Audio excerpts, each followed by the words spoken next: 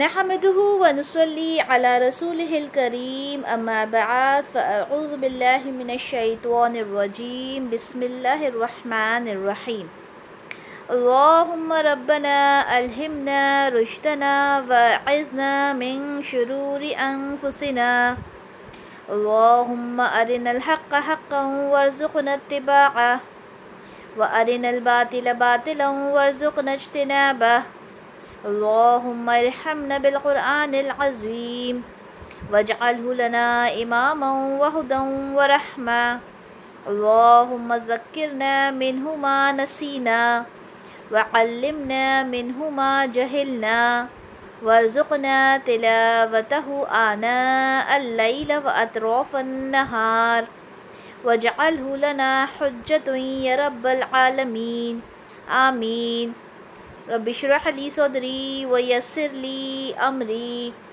واحلل عقدة من لساني يفقه قولي ربی زدنی علما۔ انشاءاللہ آج ہم سورہ نصر کا آغاز کریں گے۔ اچھا، میں یہ چاہتی ہوں کہ پہلے ہم ورڈ ٹو ورڈ ٹرانسلیشن دیکھیں، ٹھیک ہے، تاکہ اس میں کیا لکھا ہے وہ سمجھ میں آئے۔ انشاءاللہ پھر ہم اس کی تفسیر پر جائیں گے، اس کا پس منظر دیکھیں گے، ساری چیزیں انشاءاللہ ہم دیکھتے ہیں، ٹھیک ہے۔ بسم اللہ الرحمن الرحیم۔ اذا جاء نصر اللہ والفتح۔ اذا جاء، اذا کا مطلب ہوتا ہے جب، when، ٹھیک ہے۔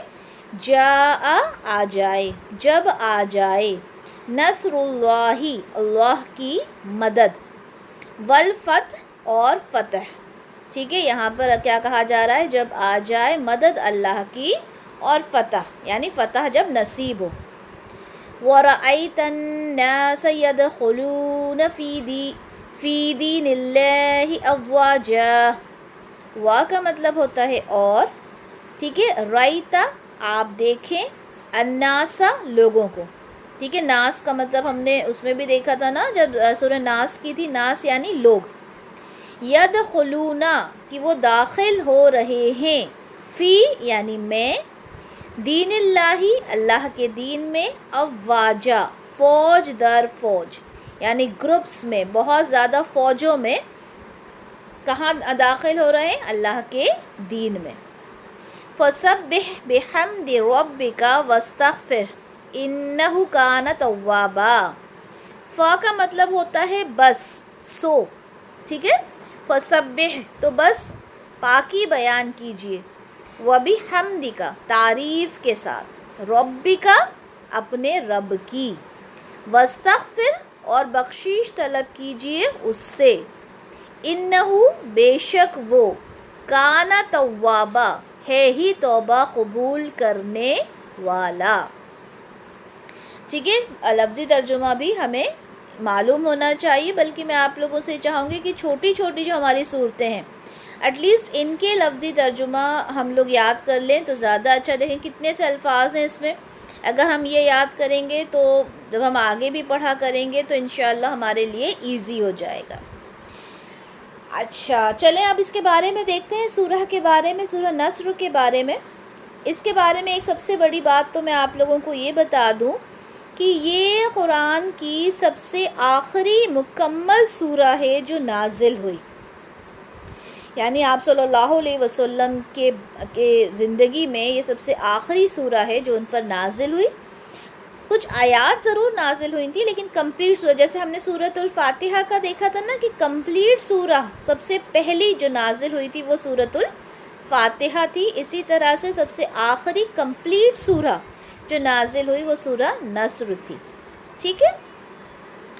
اچھا اس کے بارے میں صحیح بخاری کی حدیث 4294 وہ ہم دیکھتے ہیں کہ عبداللہ بن عباس رضی اللہ عنہ کا قول ہے، ان کے بارے میں بات ہے کہ عمر رضی اللہ عنہ مجھے اپنی مجلس میں اس وقت بھی بلا لیتے تھے جب بدر کی جنگ میں شریک ہونے والے بزرگ صحابہ وہاں بیٹھے ہوتے۔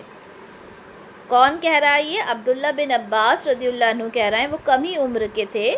وہ کہتے ہیں کہ عمر رضی اللہ عنہ مجھے اپنی مجلس کس کو بولتے ہیں؟ جو میٹنگ ہو رہی ہوتی ہے جہاں 2 4 6 لوگ بیٹھے ہوتے ہیں اس کو مجلس کہتے ہیں. تو آپ کہتے ہیں جب وہاں پہ بزرگ کافی جو جنگ بدر میں شریک ہوئے تھے، اتنے اچھے اعلیٰ جب بزرگ وہاں بیٹھے ہوتے تھے، ایسی محفل میں حضرت عمر فاروق رضی اللہ عنہ مجھے بلا لیا کرتے تھے. اچھا اب آپ چھوٹے تھے، کون؟ عبداللہ بن عباس رضی اللہ عنہ چھوٹے تھے، تو ان کا وہاں پر آنا، جو وہاں کے جو بزرگ تھے انہیں صحیح نہیں لگتا تھا. وہ یہ کہتے تھے کہ یہ تو ابھی بچہ ہے، یہ تو چھوٹا ہے، ہماری بزرگوں کی محفل میں، ہماری بزرگوں کی مجلس میں اس کو کیوں لے کر آتے ہو؟ تو حضرت عمر فاروق رضی اللہ عنہ نے کہا کہ اس کو جس چیز کا علم ہے، نالج ہے، اتنا تم کو بھی نہیں ہے. اب ظاہر سی بات ہے حضرت عمر فاروق جب ان کے بارے میں ایسا کچھ کہہ رہے ہیں تو آبویسلی کچھ تو سچائی ہوگی نا. اور دیکھیں صحابی کی اگر ہم بات کریں تو صحابی بزرگ بھی ہو سکتے. اچھا صحابی کون ہوتے ہیں بتائیے؟ صحابی کون ہوتے ہیں؟ حضور صلی اللہ علیہ وسلم کے ٹائم پہ تھے، جو آپ صلی اللہ علیہ وسلم کے ساتھ تھے، ان کو انہوں نے دیکھا تھا اور ان پر ایمان لائے تھے. ٹھیک ہے، تو وہ صحابی ہوتے ہیں. اب صحابی تو بچہ بھی ہو سکتا ہے، صحابی کوئی بوڑھا انسان بھی ہو سکتا ہے نا. تو یہاں پر حضرت عبداللہ بن عباس جو تھے وہ بہت چھوٹے سے تھے، اور جو بزرگ صحابی تھے وہ کہتے تھے کہ یہ تو اتنا چھوٹا ہے، اس کو کیوں یہاں لے کر آتے ہو؟ ایسے تو ہم بھی اپنے بچوں کو لے آیا کریں. تو ایک دن حضرت عمر فاروق رضی اللہ عنہ نے پھر سے عبداللہ بن عباس رضی اللہ عنہ کو بلایا، اور آج وہ سمجھ گئے تھے کہ مجھے ضرور عمر رضی اللہ عنہ نے کسی خاص مقصد کے لیے بلایا ہے.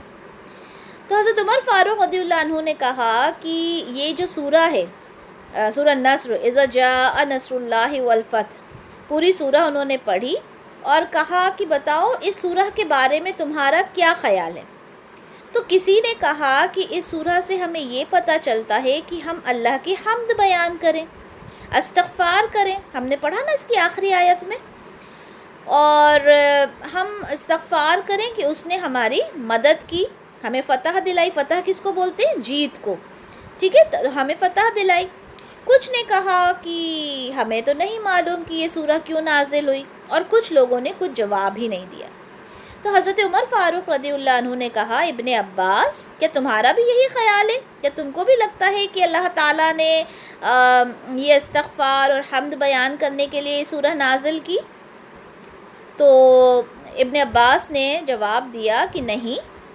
تو حضرت عمر فاروق نے پوچھا اچھا پھر تم کو کیا لگتا ہے؟ تو انہوں نے کہا کہ اس میں رسول اللہ کی وفات کی طرف اشارہ ہے. وفات سمجھتے ہیں آپ لوگ؟ انتقال، ڈیتھ، مرنا. ٹھیک ہے، تو انہوں نے کہا کہ ان کی وفات کی طرف اشارہ ہے کہ جب اللہ تعالیٰ کی مدد اور فتح حاصل ہو گئی، یعنی مکہ جب فتح ہو گیا تو یعنی اب آپ کی وفات کی نشانی ہے، یعنی جس کام کے لیے آئے تھے رسول اللہ. اچھا رسول کیوں آتے ہیں اس دنیا میں بتائیے؟ رسول کا کیا کام ہوتا ہے؟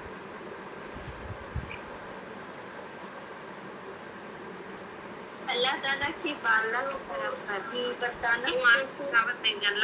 ایمان کی دعوت ہے، دین کی طرف اسلام پھیلانے کے لیے. جی، تو رسول کیوں آتے ہیں اس دنیا میں؟ تاکہ وہ اللہ کا پیغام ہم تک پہنچا دے. رسول کا مطلب ہوتا ہے میسج پہنچانے والا. ٹھیک ہے، میسنجر، پیغمبر جو ہم بولتے ہیں. تو میسنجر کا مطلب ہوتا ہے جو میسج پہنچا، اسے ہم میسنجر بولتے ہیں. ٹھیک ہے، تو رسول کا اگر ہم لٹرل میننگ دیکھیں تو رسول کا مطلب ہی میسنجر ہوتا ہے. تو رسول کا کیا کام ہوتا ہے کہ اللہ کے جو بھی احکام ہیں، اللہ تعالیٰ کی جو بھی باتیں ہیں، اللہ تعالیٰ نے جو بھی حکم دیا ہے وہ لوگوں تک پہنچا دیں. ٹھیک ہے. اچھا سب سے پہلے رسول کون ہے؟ کسے کہا جاتا ہے سب سے پہلا رسول؟ ابراہیم علیہ السلام، یا اور کوئی بتائے؟ نوح علیہ السلام. ٹھیک ہے، سب سے پہلے رسول ہمارے جو ہیں وہ سب سے پہلے رسول ہمارے نوح علیہ السلام ہیں، اور سب سے پہلے نبی ہمارے سب سے پہلے نبی جو ہیں وہ آدم علیہ السلام ہیں. ٹھیک ہے، نبی میں اور رسول میں فرق ہوتا ہے. ٹھیک ہے، نبی جو ہوتے ہیں وہ عام ہوتے ہیں. ٹھیک ہے، کامن ہوتے ہیں. اور رسول جو ہوتے ہیں وہ خاص ہوتے ہیں، ٹھیک ہے۔ اچھا، جو نبی ہوتے ہیں انہیں عام طریقے سے بھیجا جاتا ہے، یعنی سب ایک نارمل میسج لے کر بھیجا جاتا ہے، لیکن جو رسول ہوتا ہے اس کو خاص کسی قوم پر بھیجا جاتا ہے، خاص جگہ پہ بھیجا جاتا ہے۔ جیسے حود علیہ السلام کا ہم پر کتاب جس پہ نازل ہو، کتاب جس پر نازل ہوتی ہے، جی وہ تو ہے ہی ایک، جس پہ کتاب نازل ہوتی ہے، جی بالکل، جس پر کتاب نازل ہوتی ہے، بے شک وہ تو ہے، جس کو شریعت، ہاں جی، جس کو کتاب نازل ہوتی ہے، جس پہ ایک شریعت واضح ہوتی ہے، اور جسے ایک خاص قوم کے لیے بھیجا جاتا ہے۔ مین تو یہ ہے، کیونکہ حود علیہ السلام رسول تھے، صالح علیہ السلام رسول تھے، اسی طرح ہم کس کا پڑھتے ہیں، ہم لوط علیہ السلام کا پڑھیں گے، یعنی کسی خاص قوم کے لیے، یعنی ایک پرٹیکولر نیشن کے لیے، ایک پرٹیکولر جگہ کے لیے، پرٹیکولر لوگوں کے لیے خاص کر کے جب نبی کو بھیجا جاتا ہے تو وہ نبی سے رسول ہو جاتا ہے، ٹھیک ہے۔ تو آدم علیہ السلام کو کسی قوم کے لیے نہیں بھیجا گیا تھا، اس لیے ان کو کیا کہا جاتا ہے، ان کو نبی کہا جاتا ہے، لیکن پہلا رسول جس کو کہا جاتا ہے وہ نوح علیہ السلام کو کہا جاتا ہے، کیونکہ نوح علیہ السلام ایک خاص قوم کے لیے آئے تھے، ٹھیک ہے۔ ہم اس کے زیادہ فرق میں نہیں پڑھیں گے کہ کیا رسول اور کیا نبی، بس اتنا سمجھیں کہ جو نبی تمام جتنے ہیں 1.25 لاکھ کے قریب نبی ہم جانتے ہیں، لیکن جب رسولوں کی بات آتی ہے تو کہا جاتا ہے 313 کا نمبر آتا ہے، کہ 313 غالباً، میرے پاس ابھی حدیث نہیں ہے، لیکن 313 ہی نمبر آتا ہے شاید، کہ اتنے رسول تھے۔ تب ہم سوچیں 1.25 لاکھ اگر نبی ہیں اور 313 اگر رسول ہیں تو سارے نبی رسول نہیں ہو سکتے، ٹھیک ہے۔ تو رسول جو ہوتا ہے وہ خاص ہوتا ہے۔ اچھا، ہم بات کیا کر رہے تھے، بات ہم یہ کر رہے تھے کہ رسول اللہ صلی اللہ علیہ وسلم کی وفات کے وقت یہ انڈیکیشن ہے یہ سورہ، کہ یہ جو سورہ جب نازل ہوئی تو رسول اللہ صلی اللہ علیہ وسلم کی وفات قریب آ گئی، کیونکہ رسول کا جو کام ہوتا ہے میسج پہنچا دینا، انہوں نے اپنا میسج پہنچا دیا تھا۔ یہاں پر کیا کہا گیا، یہاں پہ کیا کہا گیا، کہ جب آ جائے مدد اللہ کی اور فتح نصیب ہو جائے، ٹھیک ہے، یعنی جب اللہ کی مدد آ گئی ہے، فتح آپ کو نصیب ہو گئی ہے، اور آپ دیکھیں لوگوں کو کہ لوگ فوج در فوج جو ہیں وہ ایمان میں داخل ہوتے جا رہے ہیں، یعنی جب مکہ فتح ہو گیا اور لوگ فوج در فوج ایمان میں، اسلام میں داخل ہوتے جا رہے ہیں، تو اب آپ نے کرنا کیا ہے، آپ نے اللہ تعالیٰ کی حمد و ثنا بیان کرنی ہے، آپ نے استغفار کرنا ہے، اور وہ تو ہے ہی توبہ قبول کرنے والا۔ تو یہاں پر کیا بات آئی کہ اب رسول اللہ، اب آپ کا کام ختم ہو گیا، اب آپ اللہ تعالیٰ کی حمد و ثنا بیان کریں اور اللہ تعالیٰ سے توبہ استغفار کریں، کیونکہ اللہ تو ہے ہی توبہ قبول کرنے والا، یعنی اب زندگی کا آپ کا آخری وقت قریب آ گیا ہے۔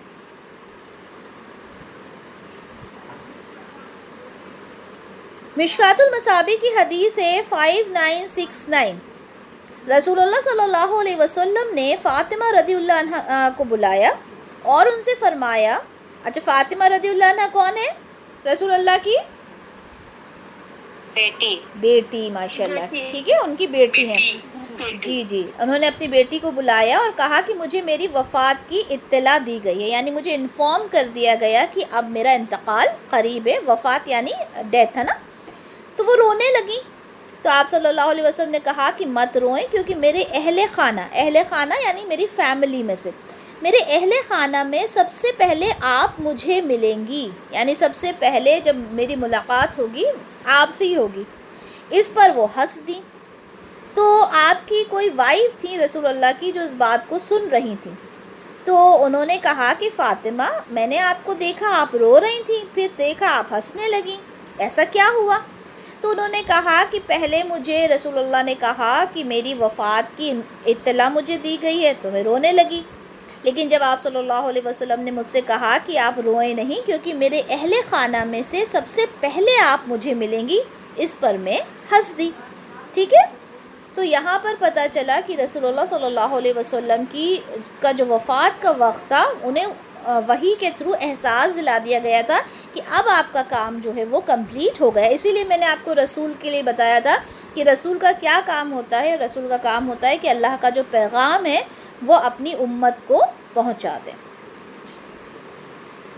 تو اس سورہ میں اللہ تعالیٰ نے یہ بتا دیا کہ دیکھو جب اسلام جب کا جو ایک غلبہ ہے، یعنی ایک جو پاور ہے وہ پوری طرح ہو جائے، اور لوگ جب فوج در فوج یعنی گروپس میں، پہلے کیا ہوتے تھے ایک ایک دو دو لوگ اسلام میں داخل ہوتے تھے، لیکن اب جب فوج در فوج جب لوگوں نے یہ دیکھا تھا کہ مکہ فتح ہو گیا تو مطلب کتنے کتنے لوگ جو تھے وہ اسلام میں داخل ہونے آ رہے۔ تو اب کیا تھا، اب تو رسول اللہ کا زندگی دنیا میں رہنے کا کوئی مقصد تھا ہی نہیں، کیونکہ جس مقصد کے لیے آئے تھے وہ ان کا کمپلیٹ ہو گیا تھا، ٹھیک ہے۔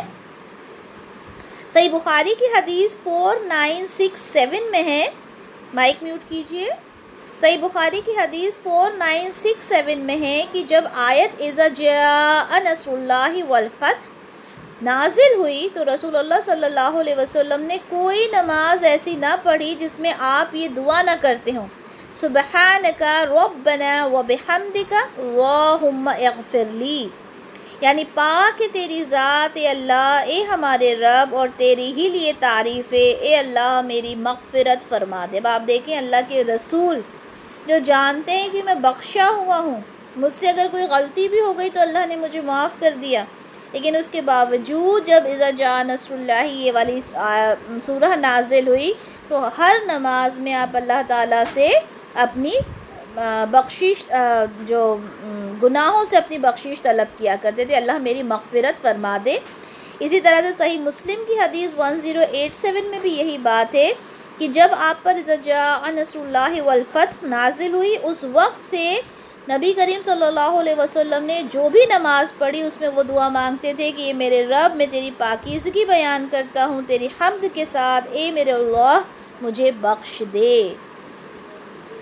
یہاں سے کیا پتہ چلتا ہے ہمیں کہ ہم اگر یہ اپنے بارے میں ہم یہ سوچتے ہیں کہ ہم نے کوئی اچھا کام کر دیا، ہم نے روزے رکھے، ہم نے تہجد پڑھی، ہم نے صدقہ کیا، ہم نے خیرات کیا، ہم نے کوئی بھی اچھا کام کیا تو اب ہمارے اوپر جو جنت واجب ہو گئی، اب تو ہم سب بالکل ہائیسٹ رینک پر ہم پہنچ گئے، تو اس وقت ہمیں یہ سوچنا چاہیے کہ اللہ کے رسول، وہ رسول جو سارے انبیاء کے سردار ہیں، ٹھیک ہے، جب انہیں پتہ چل گیا کہ اب میرا وقت قریب آ گیا ہے، آپ نے اللہ تعالیٰ سے استغفار کرنا شروع کر دیا تھا، ٹھیک ہے۔ حضرت عبداللہ بن عمر رضی اللہ عنہ کی روایت ہے کہ سورہ حجۃ الوداع کے موقع پر ایام تشریق میں منی میں نازل ہوئی، اور اس کے بعد حضور صلی اللہ علیہ وسلم نے اونٹنی پر سوار ہو کر اپنا مشہور خطبہ ارشاد فرمایا۔ آپ سب کو یہ بات پتہ ہوگی کہ جب اچھا یہ بتائیں رسول اللہ صلی اللہ علیہ وسلم نے کتنے حج کیے تھے؟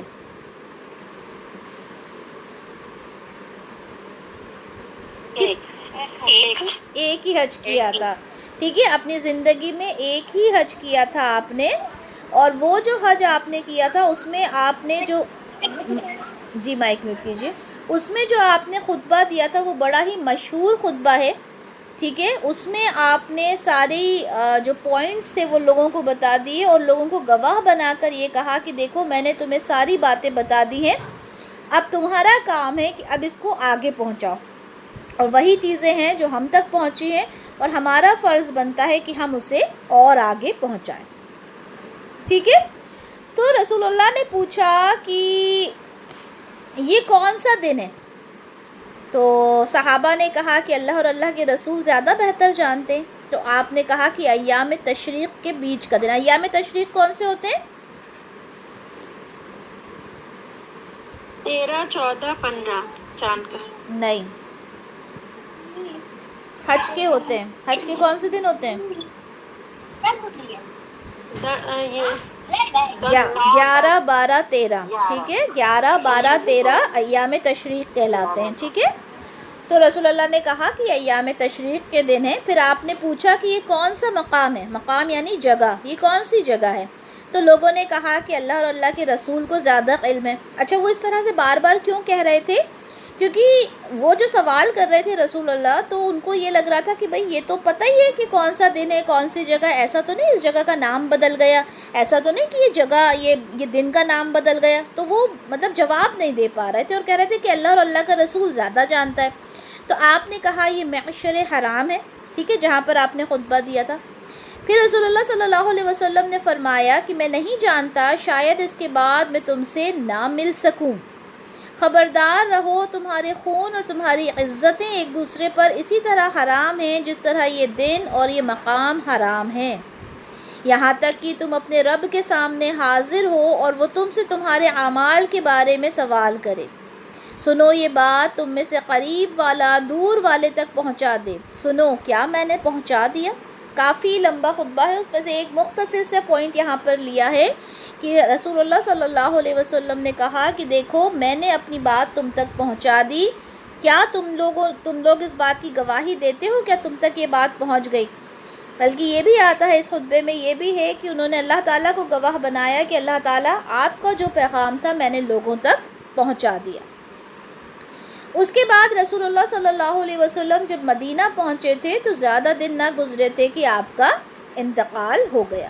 تو یہی اسی زمانے میں یہ سورہ تھی جو نازل ہوئی تھی، اور یہ سب سے آخری مکمل سورہ تھی، یعنی آیات تو نازل ہوتی رہی آپ پر لیکن مکمل یعنی کمپلیٹ سورہ یہی تھی جو آپ پر نازل ہوئی۔ اچھا دیکھیں، رسول اللہ صلی اللہ علیہ وسلم سے پہلے جتنے بھی پیغمبر آئے وہ ایک خاص علاقے اور ایک خاص قوم کی طرف آتے تھے۔ جیسے میں نے ابھی آپ کو بتایا کہ جو رسول ہوتا ہے وہ کسی خاص جگہ کے لیے اپوائنٹ کیا جاتا ہے، ٹھیک ہے؟ تو ہمیشہ جب بھی کوئی رسول آیا وہ ایک خاص علاقے کے لیے خاص قوم کی طرف آتا تھا، مگر آپ صلی اللہ علیہ وسلم اپنی قوم کے لیے تو آئے رسول بن کر، یعنی جو بنو اسماعیل تھے، قریش تھے، ان کے لیے تو آپ رسول بن کر آئے ہی آئے، لیکن قیامت تک کے لیے تمام لوگوں کے لیے، دنیا کے تمام انسانوں کے لیے آپ رسول بن کر آئے۔ اسی لیے کہا جاتا ہے آپ کی جو بعثت ہے، بعثت یعنی آپ کا جو نزول ہوا، آپ جو اترے ہیں، ٹھیک ہے، اسے بولتے ہیں بعثت۔ آپ کی جو بعثت ہوئی وہ دو ہیں، یعنی ایک تو ہے عام اور ایک ہے خاص، ٹھیک ہے، ایک کامن ہے اور ایک خاص ہے۔ اب یہاں پہ جو خاص بعثت ہے آپ کی وہ کیا ہے؟ خاص بعثت آپ کی یہ ہے کہ آپ جو بنو اسماعیل ہیں، یا آپ یہ کہہ لیں جو بعثت جو مشرکین جو قریش تھے ان کے اوپر تھی، وہاں کے لوگوں کے لیے تھی۔ وہی زبان وہ بولتے تھے، کون سی زبان بولتے تھے؟ عربک، ہے نا، عربی زبان بولتے تھے، اور اسی لیے قرآن بھی عربی زبان میں نازل ہوا تھا، اور تاکہ وہ لوگ اچھے سے اس چیز کو سمجھ سکیں۔ وہ لوگ انہی کی رسول اللہ صلی اللہ علیہ وسلم انہی لوگوں کے بیچ میں رہے، اللہ کا پیغام ان کی ہی زبان میں انہیں پہنچایا، اور آخر تک انہوں نے اپنی طرف سے حجت قائم کر دی۔ حجت قائم کرنے کا مطلب کیا ہوتا ہے؟ کہ اپنی بات جو تھی پوری طرح سے ان تک پہنچا دی۔ اچھا دیکھیں، ہوتا یہ ہے کہ جب بھی جب ہم انشاءاللہ اللہ نے ہم لوگوں کو اتنا موقع دیا کہ ہم قرآن کو پورا اچھے سے سمجھ سکیں اور اس کی تفسیر ہم لوگ پڑھ سکیں، تو ہم اس میں قوم عاد، قوم ثمود، یہ ساری قوموں کے بارے میں تبسم مائک میوٹ کیجیے، ہم ان سارے قوموں کے بارے میں پڑھیں گے کہ جب ہود علیہ السلام نے، جب صالح علیہ السلام نے، جب لوط علیہ السلام نے اپنی قوم کو دعوت دی، یہاں تک کہ نوح علیہ السلام نے جب اپنی قوم کو دعوت دی، اور جب قوم نے اس بات کو نہیں مانا تو اللہ کا ایسا عذاب آیا کہ پوری کی پوری جو قوم تھی وہ برباد ہو گئی۔ تو اب یہاں سوال ہوتا ہے کہ رسول اللہ صلی اللہ علیہ وسلم کے بھی تو کئی لوگ تھے جنہوں نے اس بات کو نہیں مانا، کافی مشرکین تھے، تو پھر اللہ نے انہیں کس طرح عذاب دیا؟ اللہ تعالیٰ نے، کیونکہ یہ جو رسول تھے یہ رسول کچھ خاص تھے، ہے نا، رسول اللہ صلی اللہ علیہ وسلم باقی رسولوں سے خاص تھے، تو عذاب کا طریقہ بھی کچھ ڈیفرنٹ رہا۔ اللہ تعالیٰ نے جو مشرکین تھے ان کو سزا کس طرح دی کہ جنگ بدر ہوئی، ٹھیک ہے، جنگ احد ہوئی، تو اس طرح کی جب جنگ، سب سے مین تو جنگ بدر ہی ہے کہ جس میں جو قریش تھے انہوں نے سوچا بھی نہیں تھا کہ ہمیں اتنی زبردست ہار کا سامنا کرنا ہوگا، ٹھیک ہے۔ انشاءاللہ کسی دن آپ لوگوں کو جنگ بدر، جنگ احد، یہ جنگ احزاب، انشاءاللہ یہ ساری جنگوں کے بارے میں بھی ہم لوگ کبھی بات کریں گے۔ تو سب سے پہلی جو مسلمانوں کی جنگ ہوئی تھی وہ کہلاتی ہے جنگ بدر، اور یہی ایک بالکل ٹرننگ پوائنٹ رہا مسلمانوں کا۔ تو یہاں پر اللہ تعالیٰ نے جو مشرکین تھے ان کو ہلاک کر دیا. تو یہ ایک طریقہ تھا اللہ تعالیٰ کا اس قوم کے اوپر عذاب کا. تو یہ تو ہو گیا خاص، ٹھیک ہے، خاص کسی قوم پر انہیں مبعوث کیا گیا. مبعوث یعنی اپوائنٹ کیا گیا، ان کی بعثت ہوئی. لیکن ان کی عام بعثت کیا ہے؟ یعنی ایک عام طور پر مطلب عام جو ان کا نزول ہوا وہ کیا تھا؟ پوری انسانیت کی طرف آپ نبی بنا کر، رسول بنا کر بھیجے گئے. اور یہاں پر سب سے پہلا جو آپ کا جو شروعات ہوئی، یعنی جو خاص تھا وہ تو عرب پہ تھا، لیکن عام جو تھا وہ تمام دنیا پر تھا. اب تمام دنیا پر جب آپ رسول بنا کر بھیجے گئے، وہ کہاں سے شروع ہوا؟ وہ شروع ہوا ہے صلح حدیبیہ کے بعد سے، ٹھیک ہے. اور صلح حدیبیہ ہوا تھا 6 ہجری میں. اب صلح حدیبیہ جب ہوا، ٹھیک ہے، ابھی میں آپ کو یہ بھی بتاؤں گی کہ صلح حدیبیہ کیا ہے، ٹھیک ہے. جب صلح حدیبیہ ہوا تو اس کے بعد رسول اللہ صلی اللہ علیہ وسلم نے لوگوں کو مکہ کے باہر، جو عرب ایریا تھا اس سے باہر لوگوں کو انوائٹ کرنا شروع کیا، ٹھیک ہے. تبلیغ کا کام انہوں نے وہاں سے پھر صلح حدیبیہ کے بعد شروع کیا. اب صلح حدیبیہ کیا ہے انشاءاللہ وہ ہم دیکھتے ہیں. اچھا مجھے بتائیں کسی کو صلح حدیبیہ کے بارے میں پتہ ہے؟ ہینڈ ریز کریں کس کس کو پتہ ہے. صلح حدیبیہ کے بارے میں کون کون جانتا ہے؟ ہینڈ ریز کیجئے. کسی کا بھی ہینڈ ریز نہیں؟ کیوں؟ پرانے اسٹوڈنٹس کو تو پتہ ہوگا صلح حدیبیہ کا. کسی کا بھی ہینڈ ریز نہیں ہے؟ کیوں؟ اچھا میری آواز تو آ رہی ہے آپ لوگوں کو؟ نہیں پتا. چلیں ٹھیک ہے، انشاءاللہ صلح حدیبیہ کے بارے میں ہم آپ کو، چلیں ٹھیک ہے، انشاءاللہ صلح حدیبیہ کے بارے میں آپ کو بتاتے ہیں. چلیں مائک میوٹ کیجیے. حدیبیہ ایک کنویں کا نام تھا. پہلے تو میں آپ کو یہ بتا دوں، مائک میوٹ کیجیے، ٹھیک ہے. اور صلح کہتے ہیں جو ایک کانٹریکٹ ہوتا ہے، ایک ٹریٹی ہوتی ہے نا، کوئی آپس میں جو اگریمنٹ ہوتا ہے اس کو بولتے ہیں صلح. صلح حدیبیہ، ٹھیک ہے، کیونکہ وہ حدیبیہ کی جگہ پر وہ کانٹریکٹ ہوا تھا اس لیے اس کا نام صلح حدیبیہ ہے. اور یہ صلح حدیبیہ ہمارے لیے، اسلام کے لیے، رسول اللہ کے لیے، ٹھیک ہے، اسلام کا جو ایک پاور آیا اس کے لیے صلح حدیبیہ ایک بہت ہی امپورٹنٹ ایک ٹرم ہے، ٹھیک ہے. اور اس کو آپ لوگوں کو سب کو بینگ اے مسلم معلوم ہونا چاہیے کہ صلح حدیبیہ کیا ہے، ٹھیک ہے. جو ایک اگریمنٹ ہوتا ہے، یہ ایک اگریمنٹ ہوا تھا رسول اللہ صلی اللہ علیہ وسلم اور قریش کے بیچ میں، ان قریش کے بیچ میں جو ابھی تک اسلام نہیں لے کر آئے تھے. ہوا یہ کہ 6 ہجری میں رسول اللہ صلی اللہ علیہ وسلم، کیونکہ وہ مدینہ میں تھے، اب انہوں نے یہ ڈیسائیڈ کیا کہ مجھے عمرہ کرنے جانا ہے. اب مدینہ سے ان کو عمرہ کرنے کے لیے کہاں آنا تھا؟ مکہ آنا تھا. آپ نے اپنے لوگوں کو ساتھ میں لیا، تقریباً 1,500 کے لوگ، 1400-1500 کے قریب لوگ تھے. انہوں نے احرام باندھا اور وہ لوگ نکل گئے کہاں کے لیے؟ مکہ کے لیے. ابھی ہم جانتے ہیں کہ رسول اللہ کہاں پہنچ گئے تھے؟ مدینہ پہنچ گئے تھے. اور 1500-1400 لوگوں کو ساتھ لے کر جانا مکہ کی طرف، مکہ کے لوگ کیا سمجھیں گے کہ رسول اللہ ان کے اوپر حملہ کرنے آئے ہیں. لیکن آپ کا ارادہ کیا تھا؟ آپ کا ارادہ صرف عمرہ کرنے کا تھا. آپ نے عمرہ کا تلبیہ جو لبیک تھا وہ پڑھنا شروع کیا. اپنے ساتھ آپ نے قربانی کے جانور بھی لیے. اچھا یہاں میں آپ لوگوں کو بتا دوں کہ قربانی عمرہ میں بھی کر سکتے ہیں، ٹھیک ہے. تو قربانی کے جانور لیے اور آپ نکل گئے مکہ کی طرف. اور وہاں پر اب جب مکہ کے لوگوں کو یہ پتہ چلا، قریش کے لوگوں کو، جب قریش جو تھے مشرکین مکہ تھے، جب انہیں یہ پتہ چلا کہ رسول اللہ صلی اللہ علیہ وسلم کم سے کم 1400-1500 لوگوں کے ساتھ مکہ آ رہے ہیں، تو ان کو بڑی ٹینشن ہوئی. تو انہوں نے اپنی طرف سے کسی کو بھیجا، ٹھیک ہے.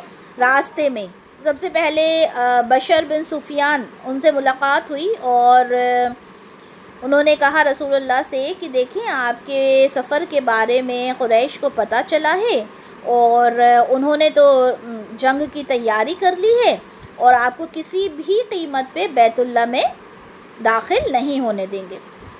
تو رسول اللہ صلی اللہ علیہ وسلم نے کہا کہ بھائی ہم تو ایسا کوئی ارادہ رکھتے نہیں ہیں، ہم تو عمرہ کرنے آئے ہیں۔ لیکن خیر آپ صلی اللہ علیہ وسلم نے وہ راستہ چھوڑ کے دوسری راستہ جو تھا جگہ تھی وہاں سے جانے کا ارادہ کیا، دوسرے راستے سے آپ چلنے لگے۔ وہ راستے سے گئے آپ جو حدیبیہ کو اترتا تھا، حدیبیہ کے راستے سے آپ نے چلنا شروع کیا۔ اس کے بعد جب آپ چل رہے تھے تو واقعات میں یہ آتا ہے کہ آپ صلی اللہ علیہ وسلم کی جو اونٹنی تھی وہ آگے چلنے سے اس نے انکار کر دیا، ایک طرح سے وہ بیٹھ گئی۔ تو جس پر لوگوں نے جب اس اونٹنی کو دیکھا تو کہا کہ یہ اونٹنی تو اڑ گئی ہے، یہ تو آگے چل ہی نہیں رہی۔ جس پر رسول اللہ صلی اللہ علیہ وسلم نے کہا کہ نہیں، یہ اڑی نہیں ہے اور اس کی یہ عادت بھی نہیں ہے، اسے تو اس ذات نے روک رکھا ہے جس نے ہاتھی کو روک دیا تھا۔ یہ ہاتھی والا واقعہ کیا ہے انشاءاللہ سورہ فیل میں ہم پڑھیں گے۔ تو مطلب اللہ تعالیٰ نے ہی اس کے قدم جو ہیں وہ روک دیے ہیں، بلکہ وہ خود نہیں رکی۔ اب رسول اللہ صلی اللہ علیہ وسلم آگے، کیونکہ ان کو تو معلوم تھا، کیونکہ اللہ تعالیٰ نے انہیں الہام دے دیا تھا، ان کو پہلے سے ہی انفارمیشن تھی کہ قریش جو بھی کچھ آ کے ان سے بات کریں گے وہ مان جائیں گے۔ آپ نے کہا کہ جس طرح کا بھی مطالبہ، جس طرح کی بھی کنورسیشن ہمارے بیچ میں ہوگی وہ میں مان جاؤں گا۔ اچھا، اس کے بعد رسول اللہ خیر وہ اونٹنی اٹھی اور پھر وہ چلے، اور وہاں پر جب پہنچے تو رسول اللہ کہتے جا رہے تھے کہ نستغفر اللہ و نتوب الیہ، پڑھتے ہوئے جاؤ اور اللہ تعالی ہمیں معاف فرمائے۔ تو جو صحابی تھے وہ بھی یہی کہتے ہوئے آگے بڑھے۔ اس کے بعد آپ صلی اللہ علیہ وسلم جس کنویں پر، جو حدیبیہ کا کنواں تھا، وہاں پر پہنچے۔ وہاں پر دیکھا تو اس میں پانی نہیں تھا۔ آپ صلی اللہ علیہ وسلم نے تیر نکالا اور ایک صحابی کو حکم دیا کہ اسے اس کنویں میں گاڑ دے وہ تیر کو۔ جیسے ہی انہوں نے کیا تو پانی وہاں سے جوش مارتا ہوا نکل آیا۔ سب نے خوب سیراب ہو کر اس پانی کو پیا، جانوروں کو بھی پلایا۔ اس کے بعد جب قریش کے لشکر نے دیکھا کہ رسول اللہ جس راستے سے آ رہے تھے وہ راستہ انہوں نے چینج کر دیا، تو خیر قریش کے لوگ جو تھے وہ پیچھے ہٹ گئے۔ اب آگے کیا ہوا کہ رسول اللہ صلی اللہ علیہ وسلم نے ایک جگہ وہیں پر حدیبیہ کے قریب وہاں پہ وہ رک گئے، پڑاؤ ڈال دیا۔ تو وہاں پر بدیل بن ورقہ جو تھے وہاں سے جو خزا ایک قبیلے کا نام ہے، ٹھیک ہے، خزا کا ایک جو قبیلے کے لوگ تھے وہ آئے۔ انہوں نے آپ صلی اللہ علیہ وسلم کو دیکھا، ان سے بات کی کہ آپ یہاں کیسے آئے۔ رسول اللہ نے بتایا کہ دیکھو ہم جنگ کرنے نہیں آئے، بلکہ ہم تو بیت اللہ کی زیارت کرنے کے لیے آئے ہیں۔ اور اس نے کہا کہ ٹھیک ہے، وہ جو خزا کا جو قبیلہ کے جو لوگ تھے انہوں نے کہا ٹھیک ہے۔ وہ وہاں سے چلے گئے اور جا کر یہ بات قریش کو بتا دی کہ دیکھو وہ لوگ جنگ کرنے نہیں آئے ہیں بلکہ وہ تو عمرہ کرنے آئے ہیں۔ تو جو قریش تھے انہوں نے اس بات کو نہیں مانا اور انہوں نے کہا کہ نہیں، اگر وہ عمرہ کرنے آئے بھی ہیں تو بھی ہم انہیں یہاں پر انٹر نہیں ہونے دیں گے۔ اور یہ بات ایسی تھی کہ اللہ کے گھر کی زیارت کرنے سے کسی کو روکا نہیں جا سکتا تھا، ٹھیک ہے، یہ اصولوں کے خلاف تھا، لیکن قریش نے کہا کہ ہم انہیں کسی بھی حال میں انٹری نہیں دیں گے۔ اس کے بعد پھر ایک اور شخص کو بھیجا، اس کو بھی رسول اللہ نے وہی بات کی، ٹھیک ہے۔ پھر اس کے بعد خلیص بن علقمہ تھے، ان کو بھیجا، یعنی ایک کے بعد ایک لوگوں کو وہ بھیج رہے تھے کہ بھئی یہاں سے چلے جاؤ، ہم نہیں چاہتے کہ تم مکہ میں انٹری لو۔ اچھا، اب یہ جو خلیص آئے تھے، یہ جو قربانی کے جانور تھے ان کا بڑا احترام کرتے تھے، مطلب ان کو بڑی عزت دیتے تھے۔ تو جب انہوں نے دیکھا کہ قریش جو رسول اللہ ہیں ان کے پاس جو جانور ہیں وہ قربانی کے جانور ہیں۔ اچھا، کیسے پتہ چلتا تھا قربانی کے جانور ہیں؟ تو وہ لوگ کیا کرتے تھے، قربانی کے جانوروں کے گلے پہ کچھ نشانی لگا دیا کرتے تھے، جس سے پتہ چلتا تھا کہ یہ قربانی کے جانور ہیں۔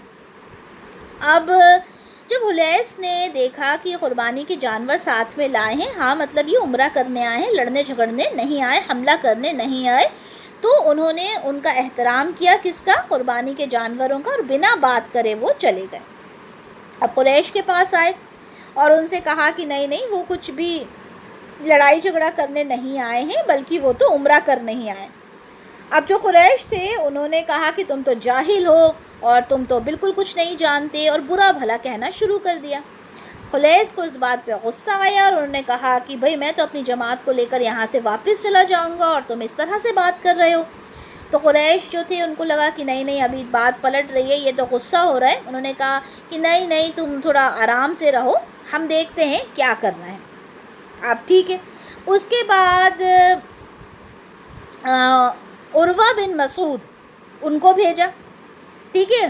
اب جب عروہ بن مسعود رسول اللہ صلی اللہ علیہ وسلم کے پاس گیا تو اس نے کیا دیکھا کہ جو صحابہ تھے وہ رسول اللہ صلی اللہ علیہ وسلم کے لیے جان دینے کو تیار تھے۔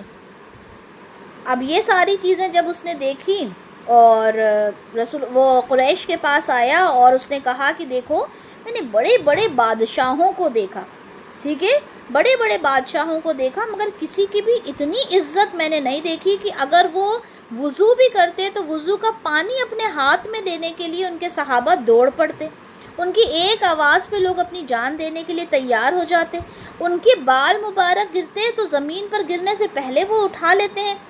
مطلب وہ تو کوئی معمولی چیز نہیں ہے، وہ ان کے لیے تو بھائی ہر انسان جان دینے کے لیے تیار ہے۔ خیر اب یہ ساری چیزیں ہوئیں، اب کوئی بھی نتیجہ نکلا نہیں، رسول اللہ کو کرنا تھا عمرہ۔ انہوں نے اپنے یہاں سے ایک آدمی بھیجا کہ تم جاؤ اور بتاؤ کہ ہم لوگ یہاں پر صرف اور صرف عمرہ کرنے آئے ہیں۔ اب ان کی طرف سے جو سفیر کہتے ہیں جو میسج لے کر جاتا ہے، اب وہ جو سفیر گیا رسول اللہ کی طرف سے قریش کے پاس، قریش نے کیا کیا، اس کو جان سے مارنے کی کوشش کی، لیکن باقی جو لوگ تھے انہوں نے کہا کہ جب کوئی میسج لے کر آتا ہے تو اس کو قتل کرنا الاؤڈ نہیں ہے۔ قریش نے اس کو چھوڑ دیا اور اس کی جو اونٹنی تھی اس کے جو پیر تھے وہ کاٹ دیے، بہت اس کو زخمی کر دیا۔ اب جب یہ سفیر رسول اللہ کے پاس آئے بہت بری حالت میں، زخمی حالت میں، تو بڑا ہی باقی سب لوگوں کو غصہ آیا کہ یہ کیا کیا، لیکن رسول اللہ پھر بھی بہت ہی ایزی رہے، کام رہے، اور انہوں نے کہا چلو ابھی دیکھتے ہیں کیا کرنا ہے۔ اور قریش کے لوگوں نے کیا کیا، انہوں نے اپنی ایک ٹروپ وہاں پر بھیج دی، ایک آرمی بھیج دی ان کے اوپر حملہ کرنے کے لیے۔ اب یہاں پہ رسول اللہ کی جو فوج تھی، ان کے جو کمانڈر تھے، جب ان کو پتہ چلا تو انہوں نے کیا کیا، سب لوگوں کو، قریش کے لوگوں کو گرفتار کیا اور رسول اللہ کی خدمت میں پیش کیا۔ اچھا، رسول اللہ اس وقت جنگ کرنا ہی نہیں چاہتے تھے، تو آپ نے کیا کہا، آپ نے کہا کہ ان کو معاف کرو اور انہیں یہاں سے چھوڑ دو۔ تو آپ پتہ چلتا ہے کہ آپ کتنا درگزر کرنے والے انسان تھے، آپ نے معاف فرما دیا۔ اب رسول اللہ نے عمر بن خطاب رضی اللہ عنہ کو بلایا اور ان سے کہا کہ دیکھو میں تم کو سفیر بنا کر بھیجنا چاہتا ہوں، سفیر پہلے بھی بتایا، میسج لے کے جانے والا، سفیر بنا کر بھیجنا چاہتا ہوں، تم جاؤ اور ہماری طرف سے بات کرو۔ حضرت عمر فاروق رضی اللہ عنہ نے کہا کہ دیکھیں میرا جو میں وہ اسے بنو عادی قبیلے سے تھے، تو انہوں نے کہا عدی قبیلے سے تھے، تو انہوں نے کہا کہ بھئی میرے قبیلے کا تو کوئی بھی انسان وہاں بچا نہیں، میں وہاں جاؤں گا تو پرابلم ہو جائے گی، آپ ایک کام کریں، عثمان بن عفان رضی اللہ عنہ کو وہاں پر بھیجیں۔ رسول اللہ صلی اللہ علیہ وسلم نے سیدنا عثمان رضی اللہ عنہ کو بھیجا، ٹھیک ہے، سفیر بنا کر۔ جب آپ وہاں پہنچے تو آپ کے ایک رشتہ دار نے آپ کو بڑے اچھے سے آپ کو وہاں پہ اپنے گھر میں جگہ دی، اور پھر وہ حضرت عثمان کو لے کر گئے قریش کے پاس اور ان سے کہا کہ بھئی یہ کچھ یہاں پر آپ سے بات کرنے آئے ہیں۔ اچھا، قریش کے جو لوگ تھے انہوں نے بھی عثمان رضی اللہ عنہ کو بہت اچھے سے ویلکم کیا، انہوں نے کہا کہ آپ اگر بیت اللہ کا طواف کرنا چاہتے ہیں تو آپ طواف کر لیں، لیکن ہم یہاں پر رسول اللہ کو یہاں پر نہیں آنے دیں گے۔ حضرت عثمان نے کہا کہ نہیں، میں یہاں پر اکیلے تو طواف نہیں کروں گا، میں تو یہاں رسول اللہ کا پیغام لے کر آیا ہوں۔ خیر اب وہاں پر بات چیت ہوتی رہی۔ اب یہاں پر بات چیت ہو رہی تھی تبھی ایک افواہ اڑ گئی۔ کیا افواہ اڑ گئی کہ حضرت عثمان رضی اللہ عنہ کو قریش کے لوگوں نے قتل کر دیا۔ جیسے ہی یہ خبر پہنچی تو اب رسول اللہ نے کہا کہ نہیں، اب وقت آ گیا ہے کہ اب تو ہتھیار اٹھانا ہی پڑیں گے۔ ابھی تک ہم چپ تھے، ٹھیک ہے، ابھی تک ہم چپ تھے ہر طرح سے، ہم نے ایک سفیر بھیجا، اس کو اتنی بری طرح زخمی کیا، ان کے لوگ ہمارے اوپر حملہ کر رہے تھے، آل دیٹ واز اوکے، لیکن اب تو بہت ہو گیا، حضرت عثمان کو قتل کر دیا، اب تو یہ انبیئریبل ہو گیا، اب تو ہمیں کچھ نہ کچھ کرنا ہی ہوگا۔ تو رسول اللہ صلی اللہ علیہ وسلم جو تھے انہوں نے کہا کہ میں تم لوگوں سے بیعت لینا چاہتا ہوں، سارے جتنے تمام صحابہ تھے ان سے بیعت لی، جسے بیعت رضوان کہا جاتا ہے، ٹھیک ہے۔ بیعت کیا ہوتی ہے؟ ہاتھ کے اوپر ہاتھ رکھ کر ایک اوتھ لینا، ہم اوتھ بولتے ہیں نا، تو جو پلیج لینا، اوتھ لینا، قسم کھانا ایک طرح سے، ٹھیک ہے، اسے کہتے ہیں بیعت، اسے بیعت رضوان، جس کا قرآن میں بھی ذکر آیا ہے، ٹھیک ہے۔ تو رسول اللہ صلی اللہ علیہ وسلم نے تمام صحابہ سے بیعت لی، اور کہا جاتا ہے کس چیز کی بیعت تھی؟ موت کی بیعت تھی، یعنی مرتے دم تک رسول اللہ ہم آپ کا ساتھ دیں گے۔ تو قرآن کے اندر تذکرہ آتا ہے لقد رضی اللہ عن المؤمنین اذ یبایعونک تحت الشجرۃ فعلم ما فی قلوبہم فانزل السکینۃ علیہم فاصابہم فتحا قریبا۔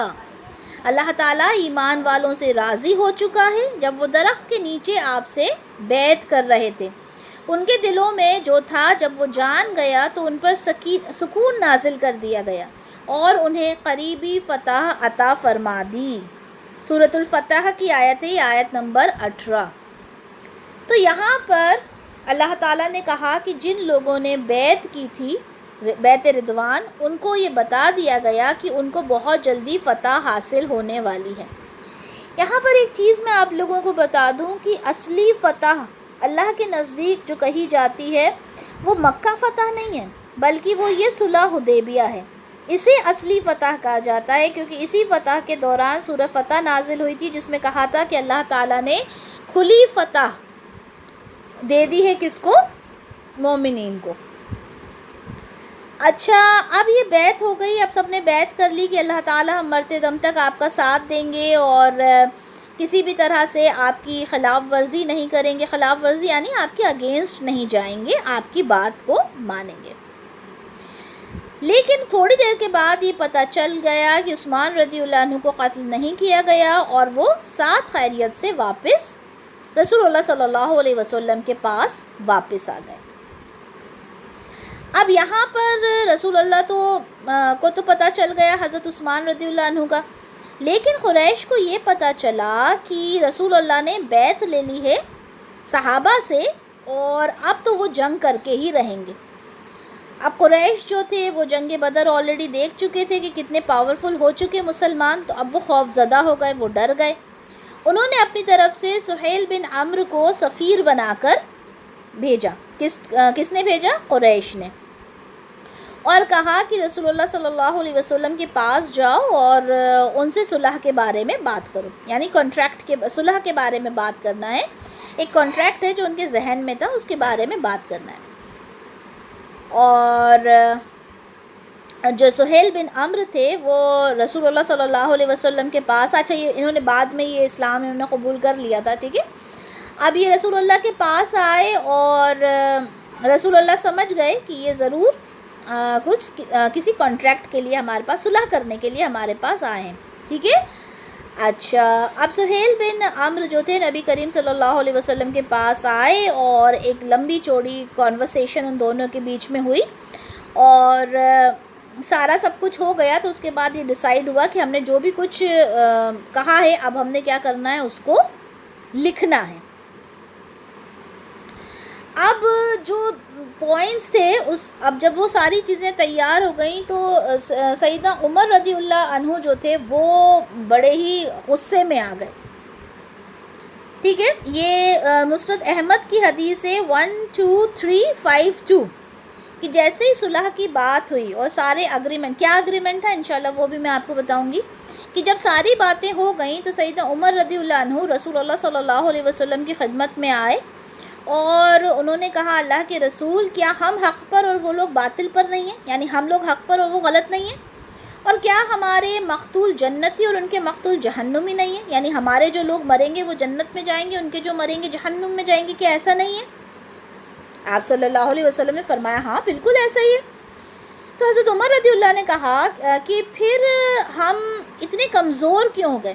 ابھی جب آپ صلح حدیبیہ کے جب آپ اگریمنٹ کے پوائنٹ سنیں گے تو آپ بھی یہی کہیں گے اس وقت کہ جب اتنے پاور میں تھے مسلمان اس وقت تو رسول اللہ نے اس طرح کے پوائنٹس کو اگری کیسے کیا؟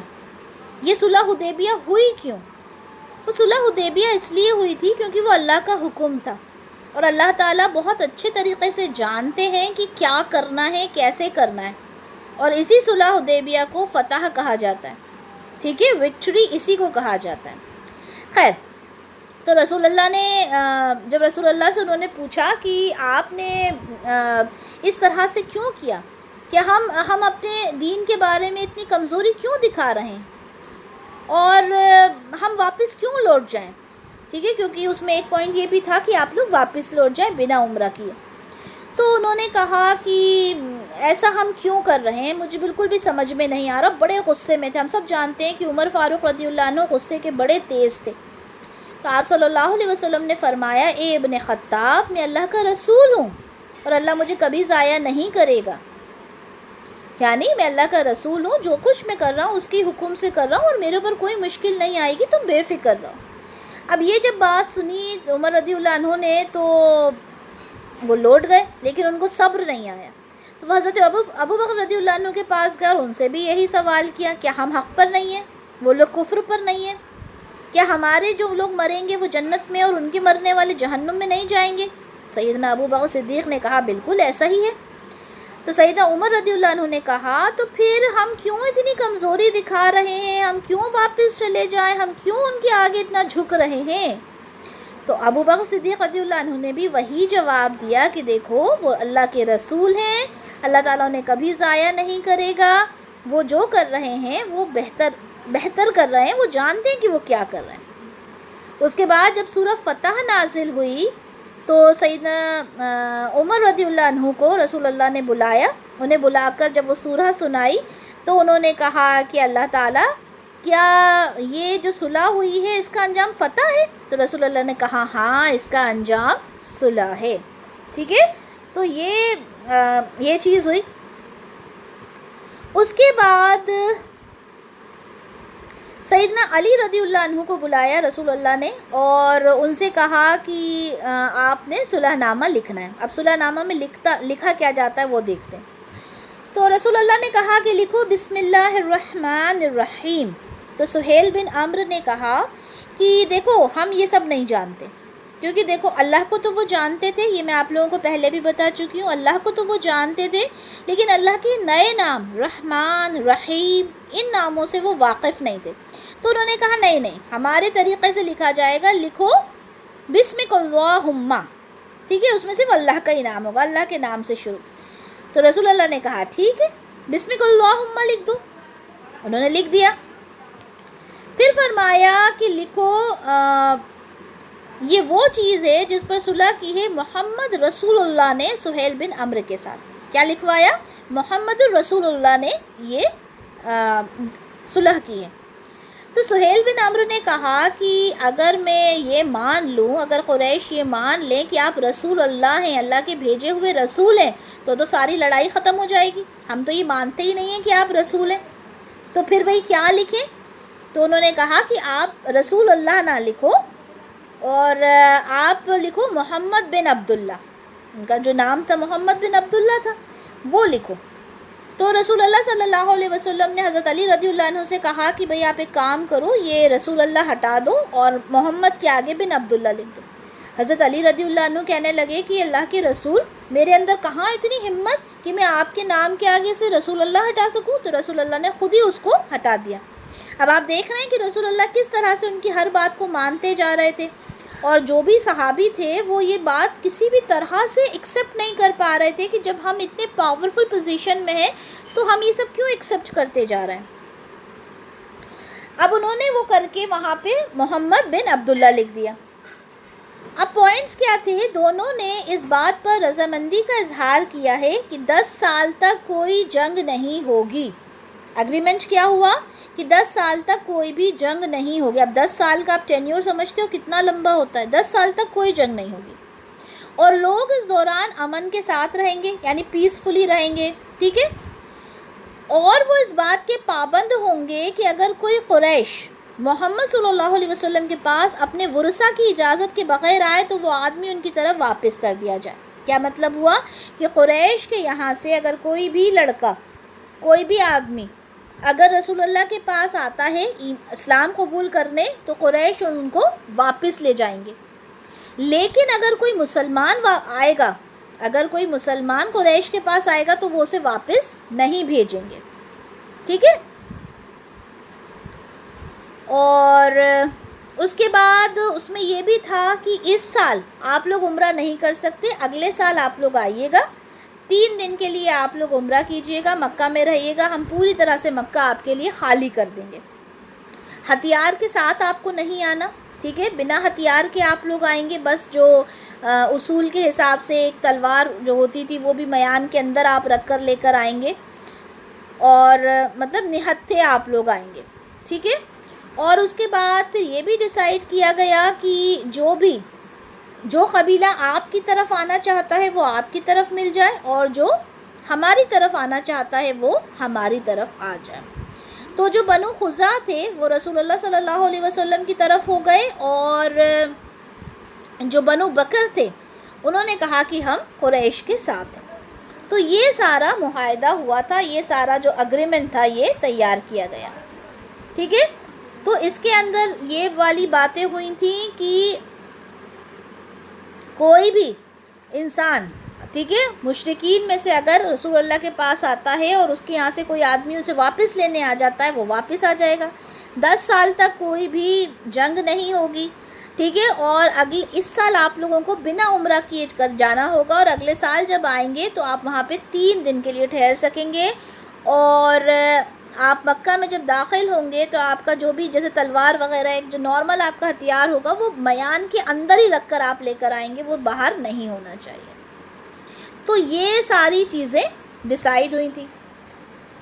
اب رسول اللہ صلی اللہ علیہ وسلم نے اس پر حامی کر دی. یہ تھا صلح حدیبیہ. اب یہ کب ہوا تھا؟ یہ 6 ہجری کو ہوا تھا، ٹھیک ہے، 6 ہجری کو یہ چیزیں ہو گئیں. اب صحابہ جو تھے وہ کسی طرح اس چیز کو ماننے کے لیے تیار ہی نہیں تھے کہ ہم کیسے یہ سارے پوائنٹس کو مان لیں. سمجھ میں آ گیا سب کو صلح حدیبیہ؟ سب کو سمجھ میں آیا صلح حدیبیہ کیا کانٹریکٹ ہوا تھا؟ جی بتائیں کیا پوائنٹس تھے. کوئی ایک مائک انمیوٹ کر کے بتائیں صلح حدیبیہ کے کیا پوائنٹس تھے. جی ایگریمنٹ ہوا تھا. اگریمنٹ ہوا تھا، اس میں کیا مین پوائنٹس تھے؟ کتنے سال کے لیے ہوا تھا؟ اچھا یہ بتائیے. 10 سال کے لیے. 10 سال کے لیے ہوا تھا. اور عمرہ کرنے کب جانا تھا پھر ان کو اس کے حساب سے؟ 1 سال بعد. 11 اگلے سال، ٹھیک ہے، اگلے سال جانا تھا. کتنے دن